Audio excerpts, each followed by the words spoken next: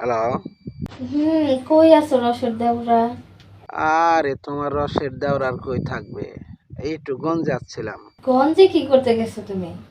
ওই যে সামনের সপ্তাহ আমার এক বন্ধুর বোনের বিয়ে, তো তাই একটু মার্কেট করতে আসছিলাম। তোমার ভাবি যে বাসায় একা, তোমার কি খেয়াল থাকে? ভাবি তো সারা জীবনই একা থাকবে, সে কি দেওরের কথা মনে করবে? দেওরের কথা মনে করছে দেখি তো ফোন দিছে, দেওরে তো আর ফোন দেয় নাই। সেটা তো বুঝলাম। ওই ভাবির যখন একটু টানা পড়ে তখন ভাবির দেবরের কথা মনে পড়ে, তখন একটু ফোন করে। এখন তুমি গঞ্জে থেকে কখন আসবা? কখন যাব? যেতে যেতে রাত হবে। যেতে যেতে রাত হবে। কেন, কি হয়েছে?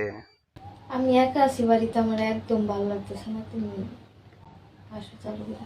ভাল লাগতেছে না? ভালো না লাগলে ওষুধ খাওয়া লাগবো ভাবি।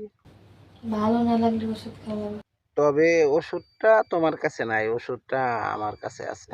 এই কারণেই তো রসের দেওরে ফোন দেওয়া আর কি। আমার ওষুধ তুমি খাবা? উম, হুম? আসো আগে দেখা যাক।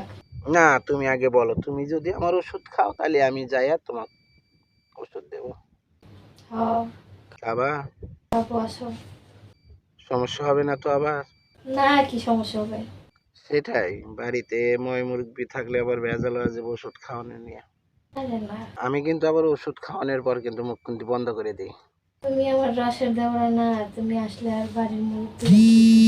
না, বাড়ির লোক কিছু করবে না, কিন্তু আমি কিন্তু ওষুধ খাওয়াইতে কিন্তু মুখ বন্ধ করে দিই। বোঝনি তো? হুম, কোনো সাউন্ড হবে না কিন্তু। সেই ওষুধ খাবা? দেখা যাক, তুমি তো আগে আসো। না, তুমি বলো তুমি কি ধরনের ওষুধ খাবা, সেটা তুমি বলবা না? কোন ধরনের ওষুধ খাবো?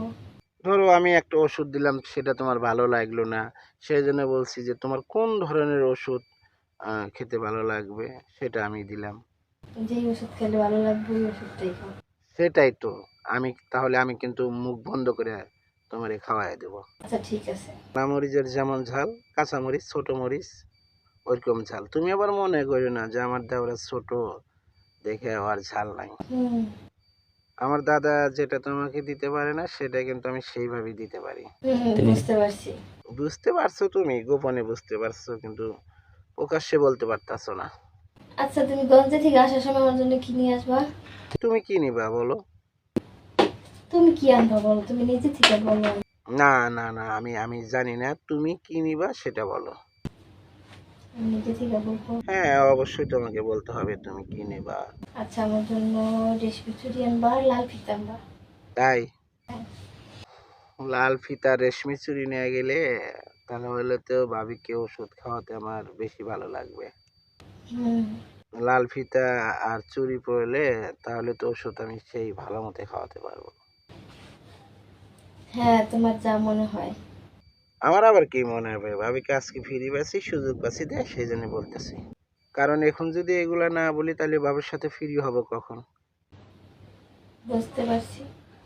বেশি পাইকে গেছো না? না ভাবি, তুমি পাকাইছো আমারে। আমি পাকাইছি? হ্যাঁ, অবশ্যই তুমি পাকাইছো। আচ্ছা, আমি পাকাইছি দেখেই তো আমি তোমার ডাকতেছি, তাই না? যখন তুমি গোসলে যাও, যখন তুমি ভাত দিতে যাও, তখন তুমি কিরকম কিরকম করো, তখন আমি কি বুঝি না যে ভাবি ভাবির কিরকম লাগতেছে, ভাবি কি চাইতেছে, এটা আমি জানি না? বুঝো, তাহলে দূরে দূরে থাকো কেন? দূরে থাকবো না, কারণ ভয় লাগে যে। ভয় কিসের? তুমি একটা মেয়ে মানুষ, আমি একটা ছেলে মানুষ, ওই যে কারেন্টের তার যেমন দুইটা একসাথে জোড়া লাগলে পারে বাস্ট হয়ে যায়, তখন। তোমার সব ভয় দূর করে দিব। ভয়ের কথা বলি নাই তো, আর্থিং যদি অন্য তারের সাথে অ্যাটাচড হয়ে যায়, তখন কিন্তু অন্যরকম হয়ে যায়। জানতাম না, আজকে জানলাম। আর ওই জন্যই আমি দূরে দূরে থাকি, এটা তুমি জানো? তাহলে আমি কেমনে কাছে যাই বলো? আচ্ছা, আমি তো ডাকছি তোমাকে নাকি? তুমি ডাকছো সেটা তো আমি বুঝতে পারছি, কিন্তু তুমি যদি একটু ভালোবাসতে, মাথা লাড়াছাড়া একটু ইশারা আঙ্গিতে বুঝাইতা, তাহলে একটু ভালো লাগতো। তোমার তো অনেক বোঝানোর চেষ্টা করছি, কিন্তু তুমি তো বুঝতে পারো নাই কখনোই। তাহলে আমার একটু মানে বেশি ভালো লাগতো, আনন্দ ফিল করতাম, শরমটা ভেঙে দিতা, এখন আর এত সমস্যা হতো না। হ্যাঁ। কে বোঝানোর চেষ্টা করছে? তুমি?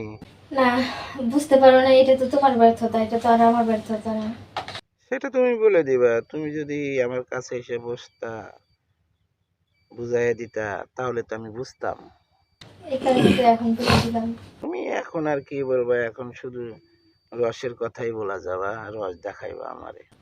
সবসময় রসের কথা বলতে হয় না, কিছু সময় বুঝতে হয়।